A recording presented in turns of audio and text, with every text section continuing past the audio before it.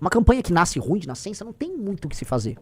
Ela nasce ruim porque o candidato é ruim, porque o candidato é envolvido em escândalo de corrupção, o candidato não tem proposta, foi um péssimo senador, foi um péssimo deputado estadual. Então não há muito o que se esperar do senhor Flávio Bolsonaro. Então vamos começar, meu querido Rafael Almeida Rizzo.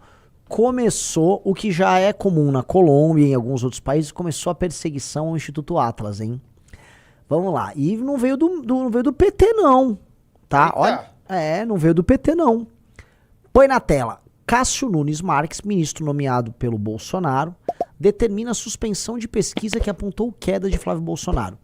Divulgação do levantamento ocorreu após o vazamento de um áudio e uma conversa do senador pedindo dinheiro ao banqueiro Daniel Vocaro. O que acontece?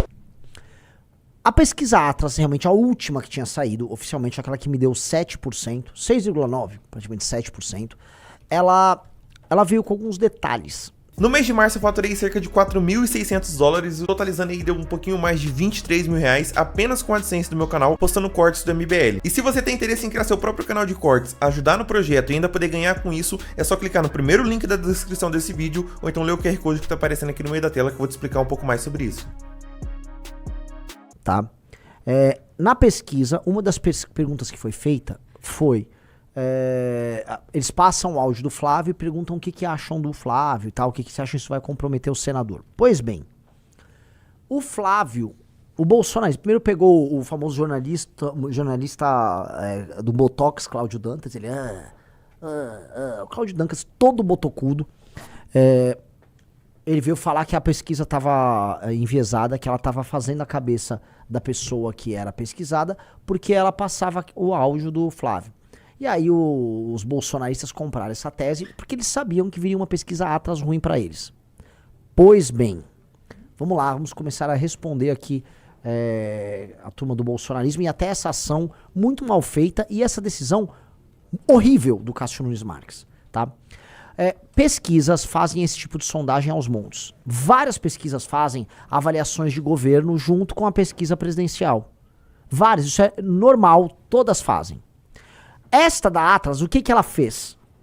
Tem as perguntas, ou seja, toma de cara as perguntas envolvendo a eleição presidencial, e aí no final vem a sondagem sobre vários temas.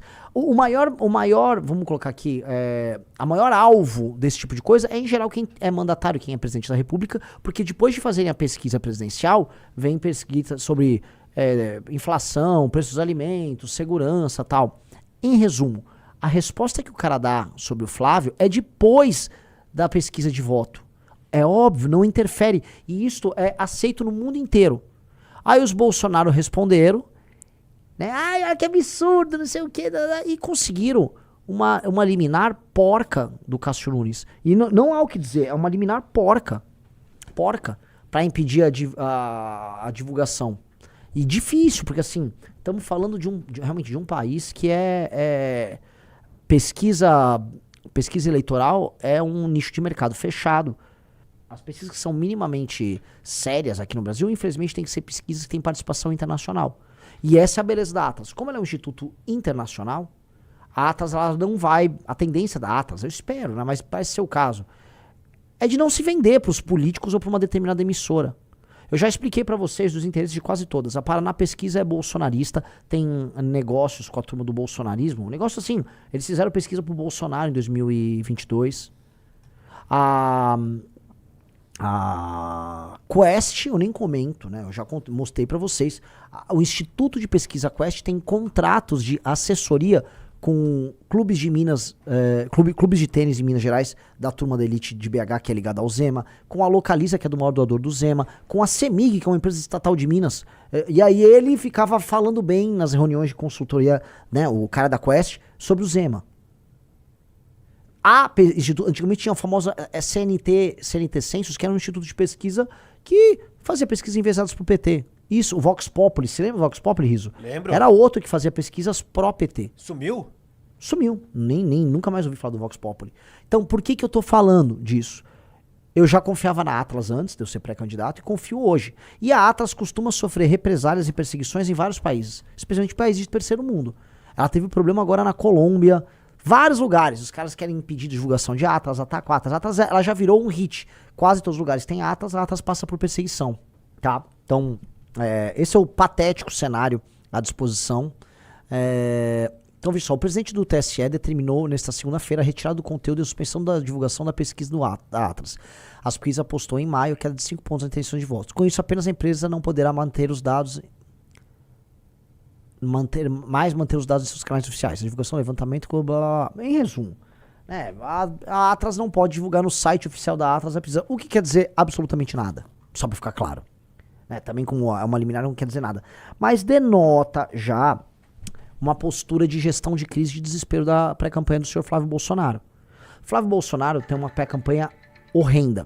Eles estão gastando os rios de dinheiro nas viagens do Flávio Bolsonaro, naqueles eventos que custam fortuna. Cada evento ali é 1 milhão, 1,5 milhão, 2 milhões, 3 milhões. Fora que ele tem que voar de jatinho, a hora do jatinho é uma fortuna. Então é uma campanha muito cara, né? Ele já gastou, volta no local, o Flávio gastou milhões nessa campanha e ruim. E ela é ruim porque ela é ruim de nascença. Uma campanha que nasce ruim de nascença não tem muito o que se fazer. Ela nasce ruim porque o candidato é ruim, porque o candidato é envolvido em escândalos de corrupção, o candidato não tem proposta, foi um péssimo senador, foi um péssimo deputado estadual, então não há muito o que se esperar do senhor Flávio Bolsonaro. Tá? Então é natural que eles tenham que fazer uso desse subterfúgio. Mas isso, né, vamos lembrar, o Flávio é o candidato igual o Caneta Azul que avisou que não vai divulgar suas propostas porque vai perder voto. Tipo... Mas isso vai me abre espaço agora para uma outra discussão que eu acho importante, porque eu fui alvo de uma eu fui entrevistado, uma boa entrevista eu fiz para um jornalista, já ela vai sair. E quem é o marqueteiro? Eu falei, não existe marqueteiro no MBL. E não vejo com bom tom a ideia de algum pré-candidato nosso ter marqueteiro. E por quê? Eu acho que se você precisa de um marqueteiro para fazer a campanha, em essência, sua campanha é sobre mentira.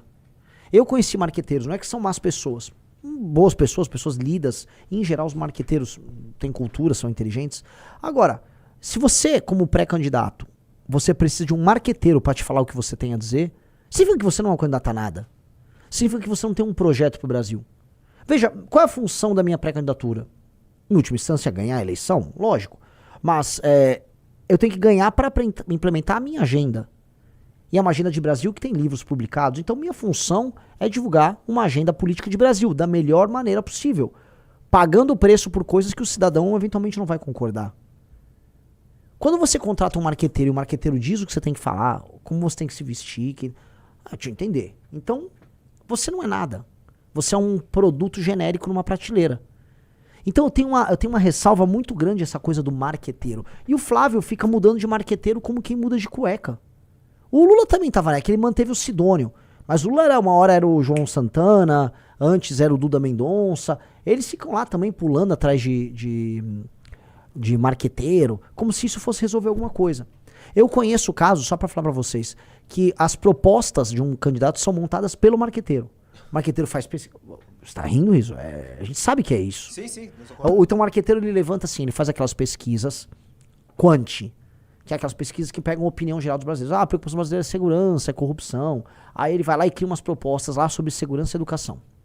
E aí depois ele faz a quali, que aí ele bota um grupo de pessoas que se chama Focus Group dentro de uma sala, e aí eles botam vídeos e ficam discutindo sobre as preocupações daquele perfil eleitoral para ter conclusões, e aí ele cria as propostas do candidato e a campanha do candidato. É por isso que as campanhas dos candidatos são todas absolutamente genéricas.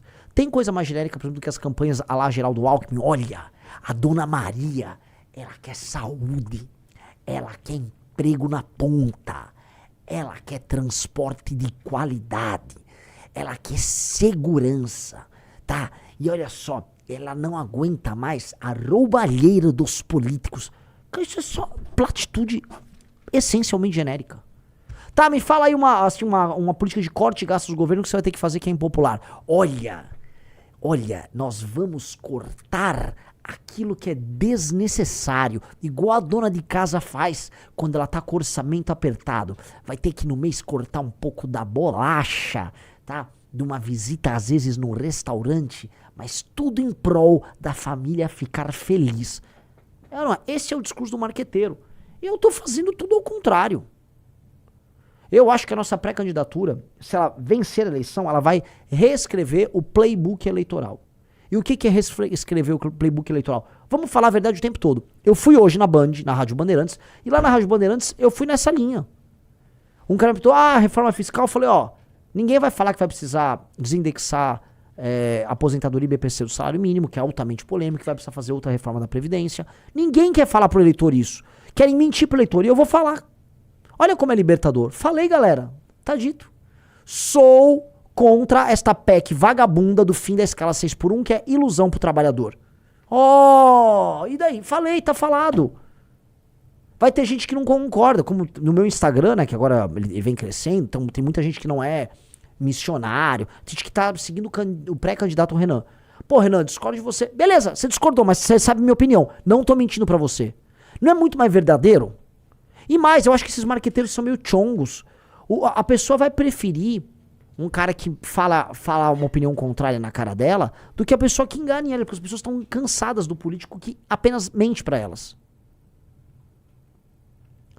Então, o desenho, né, como é que eu posso colocar? O desenho de uma pré-candidatura séria é uma pré-candidatura que não tem marqueteiro. E minha pré-candidatura não terá marqueteiro. Ah, quem é o marketing? O marketing é eu, o Riso, é o time nosso, que não é o marketing. É tipo, qual a melhor maneira de divulgar essas nossas ideias sem esconder as ideias? Pronto. Gostou do vídeo? Não esqueça de deixar o like, se inscrever no canal e ativar o sininho para receber as notificações. Nos vemos no próximo vídeo.